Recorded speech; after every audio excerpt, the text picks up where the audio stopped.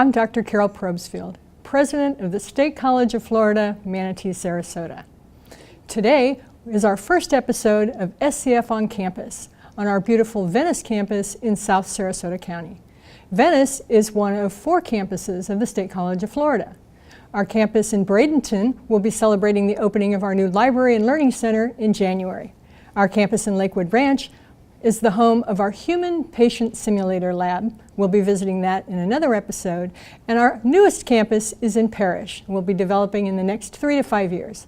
But today we're focusing on our beautiful Venice campus, where we'll be talking to faculty and students about the environment here and the programs that we're offering.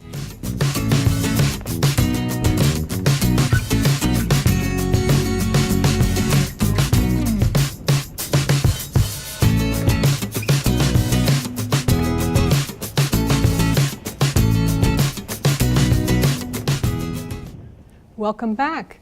Now we're going to talk with Kathy Panic, Professor of Mathematics on our Venice campus. Welcome, Kathy. Thank you. So tell me what it's like teaching these new Gator Engineering students that are on our campus this year. Well, engineering students in general are very interested in applications. So whenever I teach them anything, that they ask me, what can I use this for? So that's always interesting to think about the applications, and they tend to like everything in metric, despite the fact that some of the calculus books still like to use, feet and miles. They like to do things in a more interesting fashion. Like typically in math, we don't put anything but whole numbers under square roots, but I will sometimes get an engineering student that says the square root of 14.25. One of the things that the University of Florida told us in their decision to choose this college and this campus as a partner for Gator Engineering was the quality of students that transfer from here to UF. So can you talk a little bit about our math program and how we produce such quality? Well, we very much strive here on the Venice campus to make our math program strong. Most of the students that are in our Calculus 1, 2, 3, and differential equations are engineering majors. So I, as a former engineering major, know how much math and how really good they need to be at it. So I've always tried to make sure that they are really prepared, that they have it down well. And we take our students to the Math Olympics. And in the last 2 years, despite the fact that this is a very small campus with not that many students, we won 4th place in the state, and last year 1st place in the state. Now, when you're talking about 1st place, we're competing against both colleges and universities. No, it's just colleges. Okay, yes. Wow. I was going to give us more accolades than we really deserve. Just colleges, but against colleges like Miami-Dade that has tens of thousands of students, where here we have less than 3,000 students. No, 1st place is pretty impressive. Yes. Now, if I remember correctly, your daughter may have been one of those students, and she too has transferred to the University of Florida. So as a proud parent, is she well prepared for her rigor of the academic experience at UF? She is, and when I visited to her, I've also visited the students that were on our math team. All that went to UF last year's math team, they all went to UF, and they told me that they felt really well prepared in their physics courses, their engineering courses. They said that they felt more prepared than a lot of the other students in their classes. So just one last question. We have a lot of students who come to us who have a little phobia maybe of math. So do you ever feel like you just have the wrong name for your profession? That's always my favorite joke on the first day of class, is to say, Kathy Panic, isn't that a great name for a math teacher? Well, thank you very much. It's been a pleasure talking with you. So stay with us. We'll come back in just a little bit, and we'll be talking with Dr. Woody McCree, Professor of Philosophy and Religion on our beautiful Venice campus.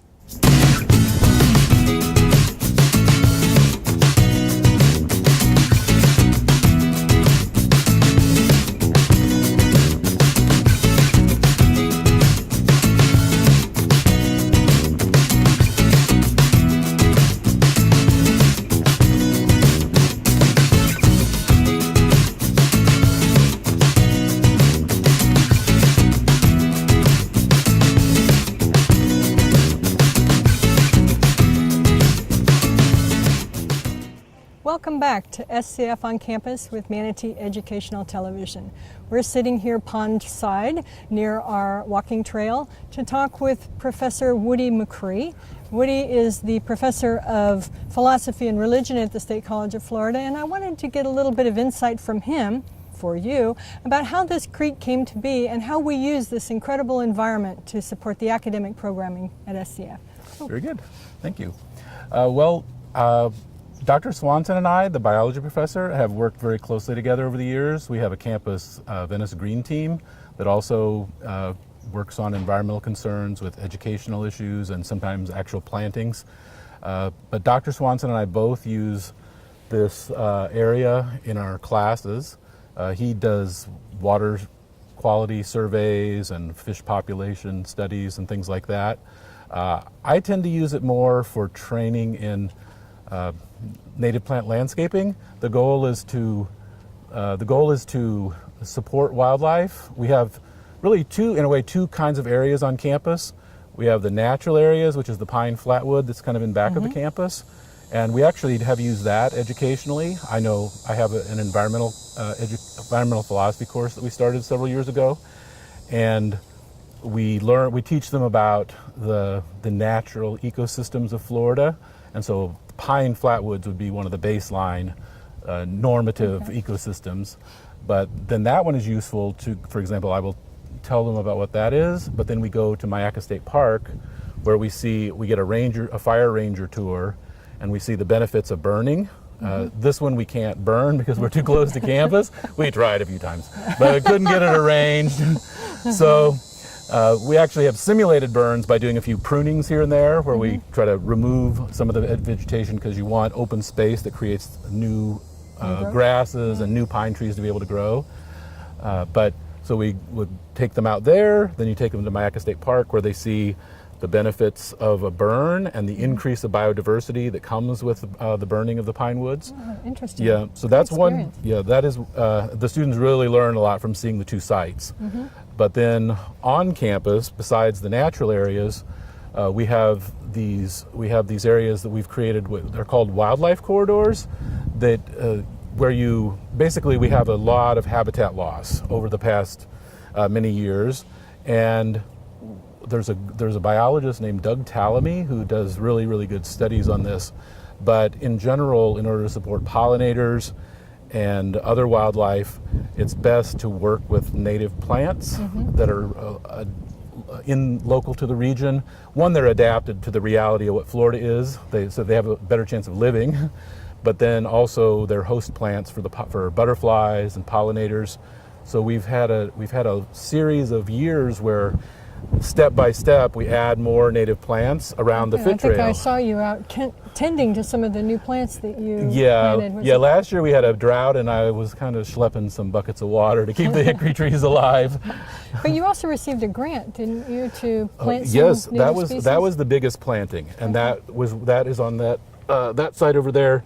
We have an initial area where we had a Florida Wildlife Corridor presentation with somebody talking about the Florida panther. We don't actually have panthers on campus, to my knowledge. We haven't lured them here, but we planted a lot of pines, wax myrtle, or bushes that produce a lot of berries for birds in the autumn and spring migration season. And so we have an area that we initially planted that was just all local native plants that you would have, say, in the pine flatwood.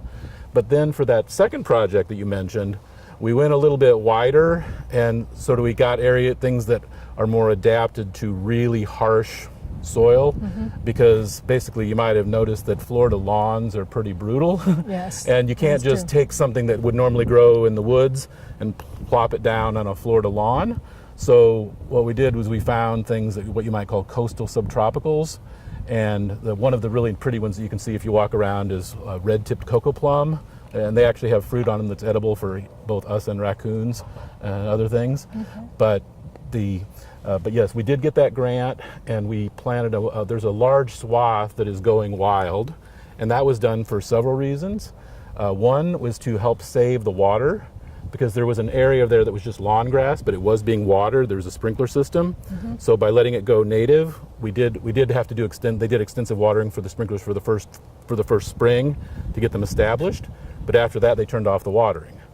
And then also when you let the plants grow back, like some of the grasses at this stage might look a little on the ratty side, but eventually that's building up soil and nutrients, so it's going to do more water retention, and it becomes habitat. So eventually, you have a number of things. It adds aesthetic interest to the trail. You get sort of aesthetic punctuation, but you also get wildlife support. So there is one large area over there that is becoming a major, sort of more of a wild corridor on campus. One more thing I want to ask you before we have to go.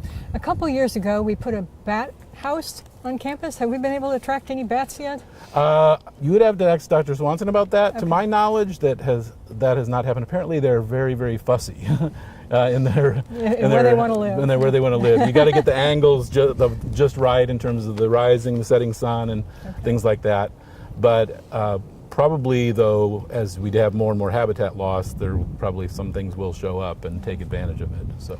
Well, thank you for caring for this natural environment and finding a way to make it meaningful in everyday opportunity in classroom. Oh, thank you. I really appreciate it. Yeah, very good. Thank you so much. Well, stay with us. We'll be back to talk a little bit about programming for students on this campus when they're not necessarily in class.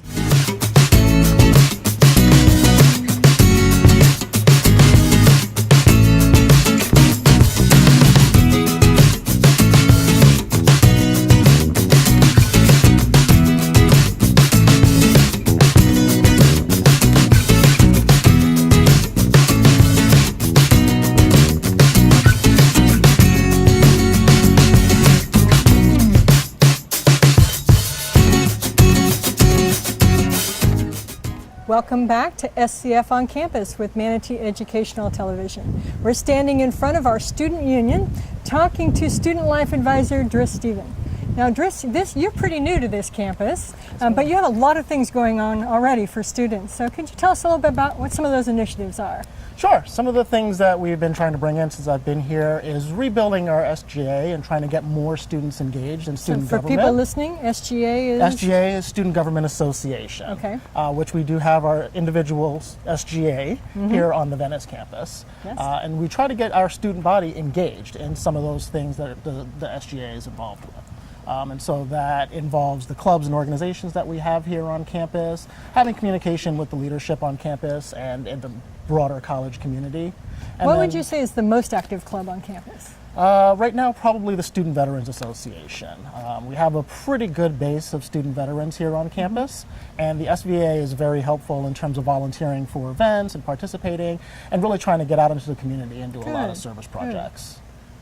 So other activities that you might be doing, I know we don't have sports on this campus, but maybe intramural activities? Absolutely. That's one of the things we've sort of been coordinating with our athletics department on, is getting some intramural activities down here. We do have a sand volleyball court, as well as a basketball court, and a pool table, and a ping pong table. And so we're going to try to get some tournaments and things working for the students down here, maybe offer some incentives and rewards to have some extra fun during downtime. Looks like bocce ball might lend its well. We could probably, if we could get it down here, I think we'll make it happen. Outstanding. So you started here. I mean, you were on the Bradenton campus for a while. Then you came down here the day after Labor Day. Absolutely. So you got to weather the storm of Hurricane Irma. So tell me a little bit about what it was like coming back, particularly for students and interacting with students who were trying to get back to some sense of normal. Right, yeah, that was one of the challenges that we had coming back.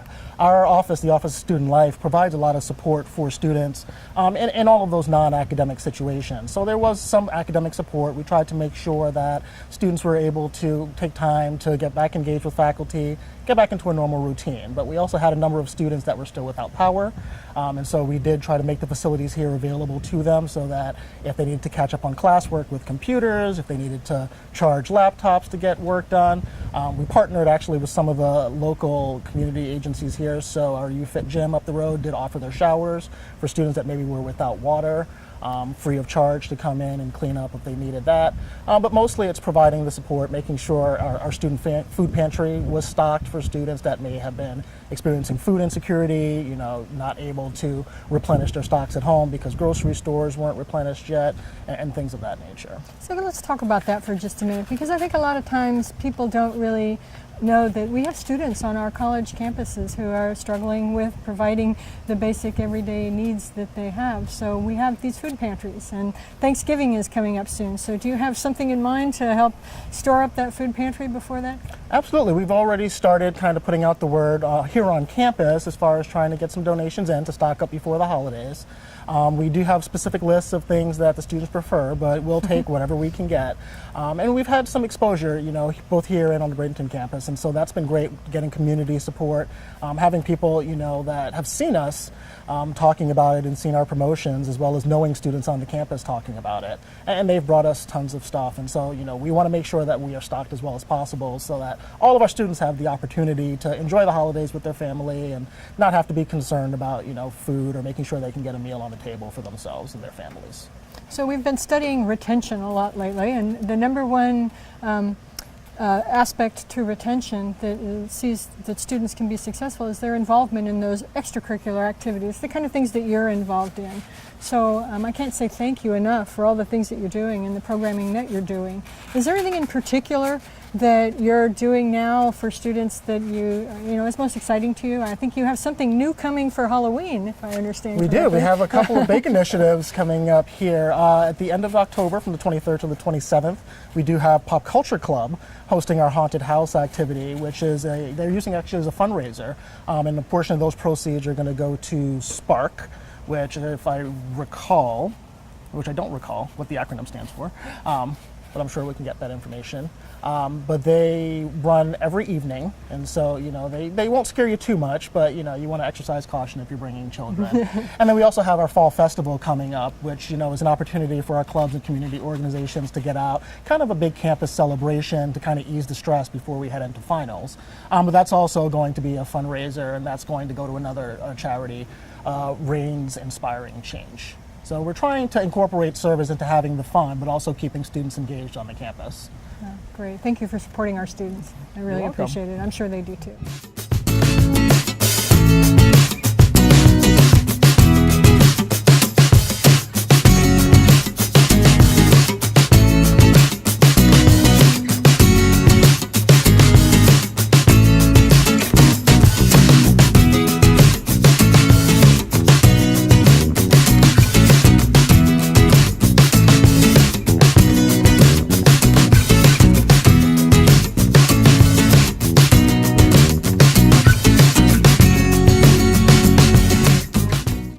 Introduce Dr. Ryan Hale, the Dean of Academic Affairs on our Venice campus.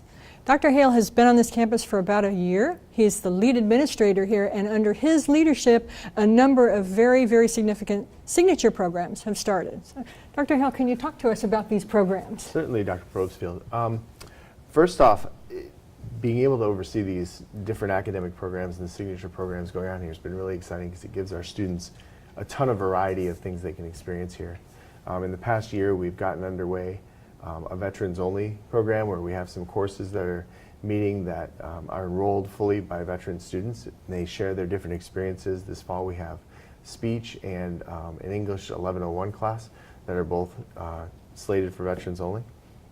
In addition, we have started the honors program. Our honors program here isn't just the typical honors program where it's the same classes but a little bit harder. We actually have a completely different spin on that. They're interdisciplinary courses. This fall they're doing a couple of different ones. There's an English course being co-taught at the same time as a philosophy course, which brings together all kind of interesting things to write about. And the other one, that's just fascinating to me, they're doing a humanities course and a mathematics course at the same time, which has produced some amazing work. And anytime I get to participate with those students or be a part of that, it's a really exciting experience. So also tell us a little bit about the Gator Engineering program that started this fall. Absolutely. This fall we have 10 students from that have been given to us by the University of Florida. They begin here at State College of Florida. They do their prerequisite work in mathematics and sciences while working on their associate's degrees. It's going to take them about 2 to 3 semesters to complete all the prerequisite work for engineering, and then they'll transfer directly to the University of Florida to complete their programs. What a wonderful opportunity for the students. Amazing opportunity. You've got something new that you're working on that might be coming in the near future. Yes, yeah, actually had a meeting regarding it just today. The Venice campus is planning on having a collegiate school on the campus. A collegiate school would give students in the local community the opportunity to come here and take high school courses at the same, well, take college courses for high school dual enroll credit, and they would have the opportunity to graduate with their associate's degrees at the same time as they graduate high school. So that's a tremendous opportunity for them. That's wonderful for the community. What does it mean for this campus to have all of these programs starting within the last year? I think the biggest thing is just the opportunity it gives students. You know, my whole career, I've always focused on what can we do for students to give them the best experience they can. And being able to be here and be a part of the Venice community and really get a whole lot of new things that are a little bit different for students and give them a little bit different opportunity to be able to challenge themselves academically has been just a tremendous blessing for us here. So as the leader of this campus, how do you integrate the college with the surrounding community and then bring that information back to make us even better? Yeah, absolutely. The first thing that comes to mind is the local hospitals, for example. I serve on the board of one of the local hospitals, and I get to see the needs that they have. For example, in nursing students, there's a tremendous need for nursing in the community. So at SCF, we try to be very responsive to that need and find new ways of addressing the need and increase those programs. Thank you so much for your Absolutely. commitment and dedication and working all those hours outside of the many, many hours you put in here. We really Thank you very appreciate much. it. So stick with us. We'll be right back, and we'll be talking to additional personnel on our campus who are working with the incredible students who are part of our Gator Engineering program.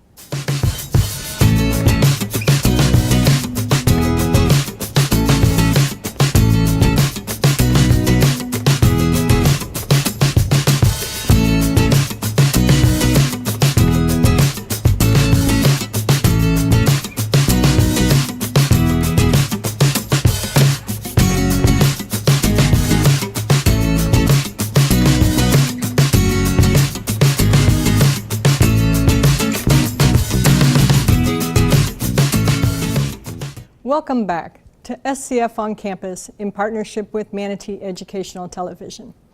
In this segment, we're going to be talking to our coordinator of special academic programs, Heather Shehorn, and one of our very first Gator Engineering students at SCF, Trevor Poole. Heather, can you tell us a little bit about the relationship between UF and the State College of Florida and how this partnership works? It's definitely a collaborative effort. We had the opportunity to partnership with the University of Florida last year to bring outstanding engineering students to the Venice campus to take critical tracking courses in calculus and chemistry and physics and so on and so forth. So they're prepared to enter the University of Florida. The partnership is so unique in that I work every day with the coordinator of the University of Florida Gator Engineering program. We're looking at how we can help prepare these students academically. We're looking at their student development. We're also looking at internships and job shadowing experiences before they transition to the University of Florida.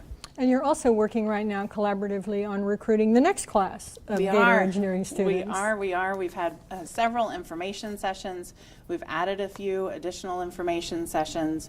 Next one is October the 26th. And then since we had this hurricane, we've added another date of probably the beginning of November, because the University of Florida has extended their freshman deadline to November the 15th. So it gives students a little bit more time to apply as freshmen to the University of Florida. All right, very good. So Trevor, what made you decide that this was the right course for you to take to pursue your engineering career? Yeah, sure. Well, first of all, the financial benefits were amazing when I was given this opportunity. University of Florida has been in my sights for a few years now, ever since I moved down to Florida. And this opportunity came, and I had to take it. It's just a great opportunity. Well, I thank you for being here with us today, because I understand you are studying both chemistry and calculus this semester, along with probably a few other things. So how's it going? Yes. Well, it is a little bit difficult, but I'm really putting in a lot of hard work, so I think it's going to pay off. So we opened our Gator Engineering Den a couple months back. Have you made use of that Oh, facility? yes, absolutely. Every single day I go in there, study, do homework, collaborate with the other students. It's really a great opportunity to just hang out and collaborate and study. I understand you're going to be working hard over the summer to take some additional courses so you can expedite your transfer to the Yes. University of Florida. Yes. Good for you. Thank I'm really you. proud Thank of you. you. I'm really proud of the inaugural class in Gator Engineering. Thank you very much. So what have you been able to do as it relates with UF? Have you had any teleconferencing or any of that with your colleagues in Gainesville? I have not, but I have spoken with Jennifer Gove Cooper, who's the representative at University of Florida, and we have been discussing when I get my ID, and then I can go up to Gainesville and see all the opportunities that they have up there for me to take advantage of. So when you get that ID, what's the very first thing you want to do? Well, I'm not too sure yet. I'm looking into student tickets for different sporting events and stuff like that. Okay. So, yeah. Good for you. So you are finding the courses at the State College of Florida challenging?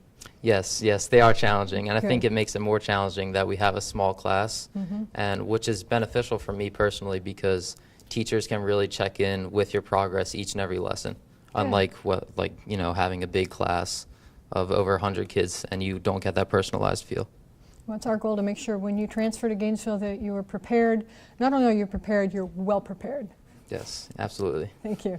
So Heather, what's next as it relates to the special programs that you're working on? Oh my goodness. I know Gator Engineering is your primary focus, but tell me more about your involvement with some of the other special programs. Well, I'm fortunate to work with the dean here on the Venice campus, so as he comes up with some innovative programming, I'm right behind him, helping him along the way to look at how we can support those students with that. What's next? I'm hearing a collegiate high school might be in our future, so look at how we can best serve that population. We're busy with the honors program and recruiting students into that interdisciplinary format, looking at some articulation agreements maybe in the future with some other institutions. And for right now, we're working on our accelerated dual enrollment program. We have about 26 that are in the program now, working towards their associate degree in arts alongside our incredible Gator students and the other students on our campus. Well, you have a pretty exciting job. There Oh, are I a love lot of it. new things happening. Yes, I almost love it. daily. Yes, absolutely. Thank you. Well, stay tuned. We'll be back and talking to additional professors and administrators on campus and getting a chance to see the beautiful campus at Venice in South Sarasota County.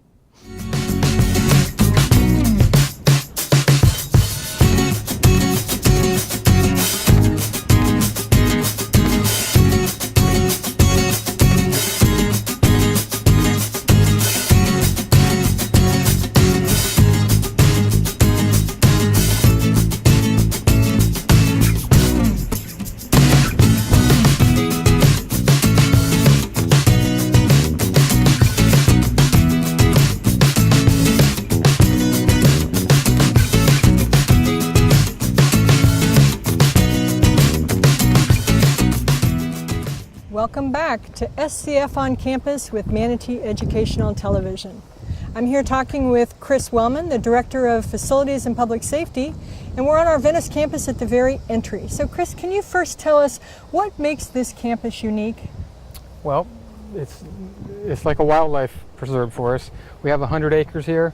30 of the acres are developed, but the rest of it is left to natural preserve, and you've got the wildlife and the vegetation and the native Florida vegetation. It just makes it unique. So I know we're planning, or hoping to anyway, soon build a new building on this campus. Can you Yeah. tell us a little bit about that? Yeah, so 2 years ago we finished the educational plant survey, and with that is a master plan, and that looks at FTE enrollment projections and looks at the existing buildings and the capacity.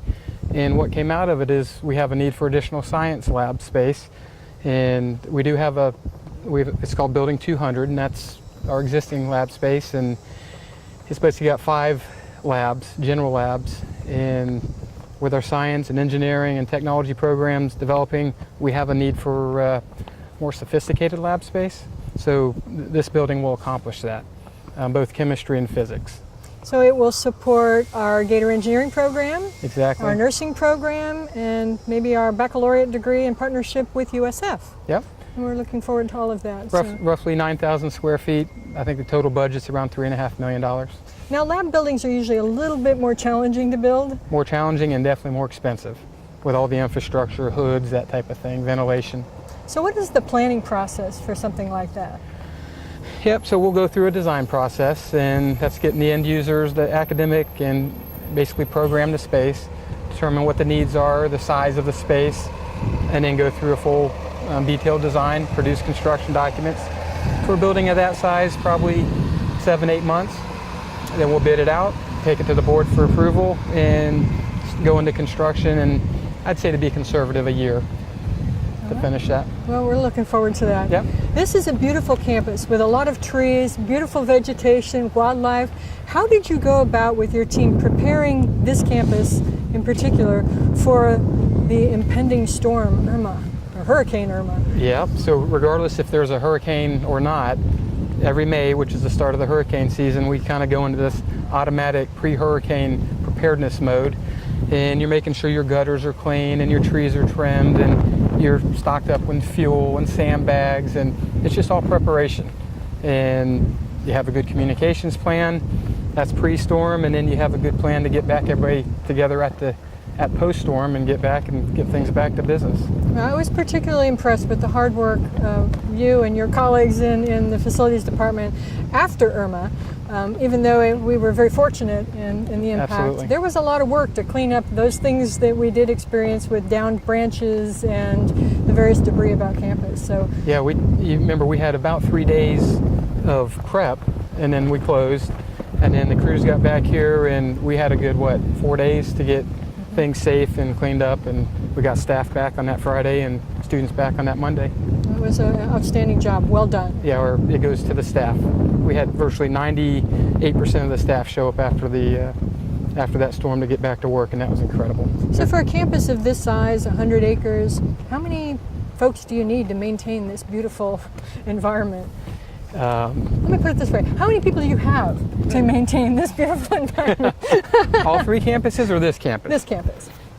So we have basically 3 groundskeepers and 4 maintenance staff. Wow. We have a working supervisor, and then we contract out the custodial, and they have about a half a dozen or so, because this campus operates first and second shift, so you've got to have kind of that double coverage. Well, thank you. Yeah. You and your team do an outstanding job. I appreciate it. Thank you. Stay tuned. We'll be back soon talking to another administrator on campus about things that you can look forward to as a visitor or guest at SCF.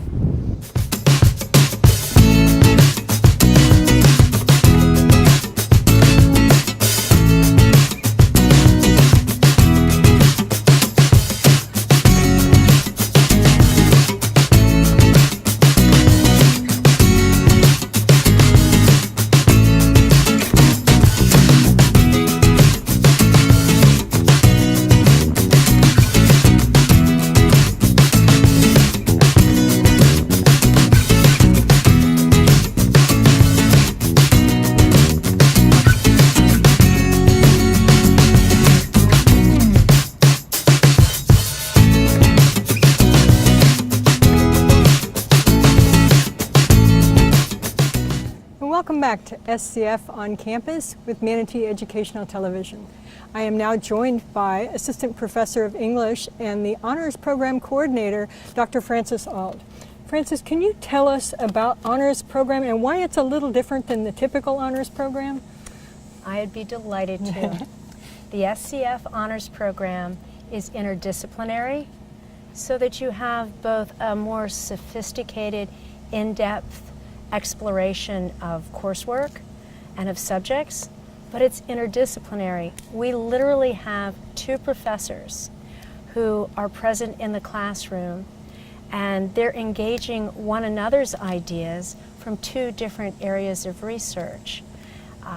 They get to model for the students what it's like to be an active learner, to be engaged, and to be reaching outside of your comfort zone to learn about biology or psychology, humanities, literature, mathematics. What has been the most unusual combination of class that you've had so far, or that you envision in the future? Oh my goodness. Well, the mathematics and humanities that we're working on this semester has been especially delightful. We have Professor Claire Geiger, and I'm working with her to find ways in which we're talking about the same thing from a humanities perspective and a mathematics perspective, so that we find ourselves doing Venn diagrams of gender constructions in literature. Wow. Right? That's really fascinating. It is, and there's this wonderful ripple where students will say, hey, what we just talked about in this honors class, we talked about something like that in the philosophy and literature class. So there are wonderful overlaps. So are there particular students that do better in that type of a blended class than others? Or is anybody who might be interested would be welcome? Okay. Well, what we really want, and the type of student who seems to be so successful with us, is a student, regardless of age. Could be a non-trad, could be someone who's finishing up high school, but a student who has intellectual curiosity, student who's hungry for not only knowing about something, but engaging the subject, doing service learning, creating things that they would not create in a conventional college classroom. So for people who are watching, Okay. what would be the one message you'd like to leave them with if they were interested in being part of the honors program on our Venice campus? Okay, well, they can contact Dr. Francis Auld, they can contact Heather Shehorn, and when you contact us, tell us that you have an intellectual appetite, that you have a curiosity, and that you're really interested in exploring psychology and biology, or you're interested in exploring, heck, whatever it is you're interested in at an in-depth level. And it helps if they have a sense of humor, and it really can very well shape the rest of their engagement with education. We make lifelong learners. Thank you, Dr. Auld. It's clear that you have a passion for the honors program at the State College of Florida at Venice. We appreciate that. Thank you. Stay tuned and join us when we'll be talking about an upcoming event at the State College of Florida in Venice.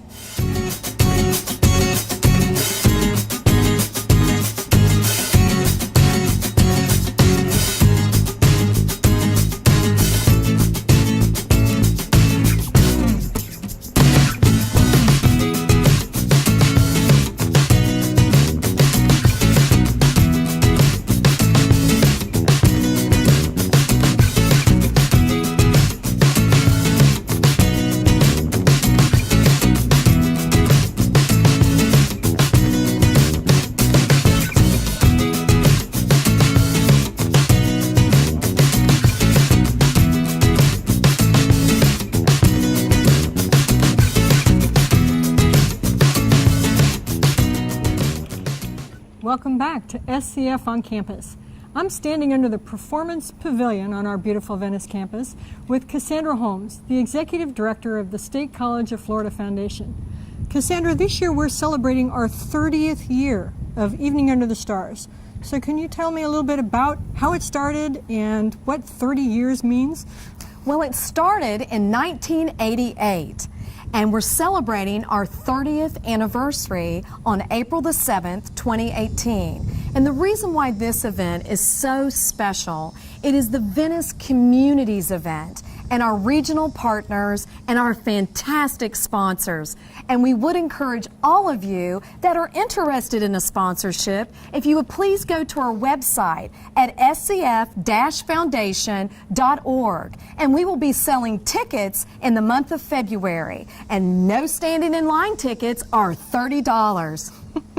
So Cassandra, this is the 30th year. Will there be something special this year? There will be a special connection to the Venice Symphony Orchestra, rolling out all those original 1980s show tunes of Madonna, Kool and the Gang, and much, much more.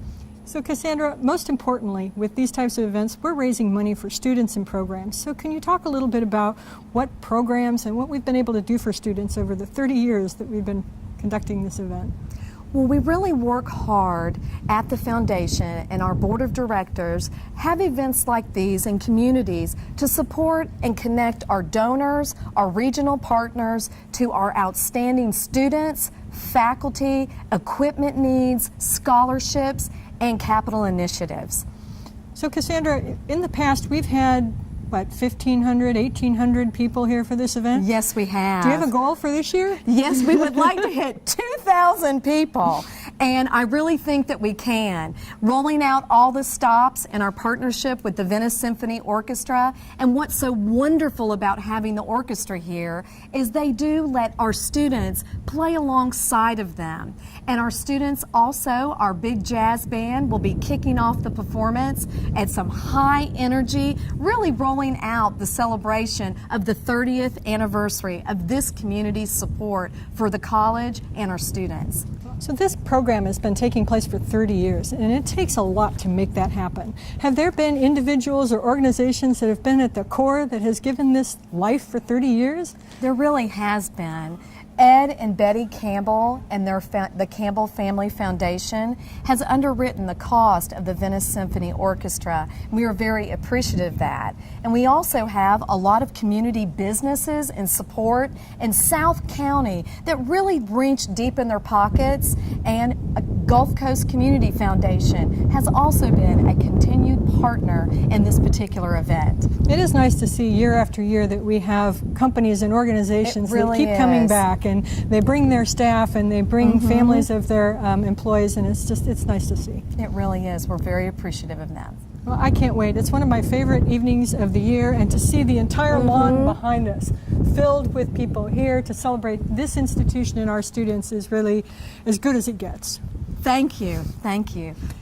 Thank you for joining us for this segment, but stay tuned. We'd like to talk a little bit more about the State College of Florida and what you can expect with the next SCF On Campus. Thank you for joining us for this edition of SCF On Campus. I'd like to thank all of the special guests who joined us today. They truly are the heart and soul of the Venice campus, and they are what makes our institution unique. I'd also like to thank our partner, Manatee Educational Television, without whom we could not make this possible. If you want more information about the State College of Florida, go to www.scf.edu. On our next edition, we'll be visiting our Lakewood Ranch campus that houses our human patient simulators, the lab that makes our nursing students some of the best in the region. Remember, at SCF, you can get anywhere from here. I'm Dr. Carol Probstfeld. Thank you for joining us.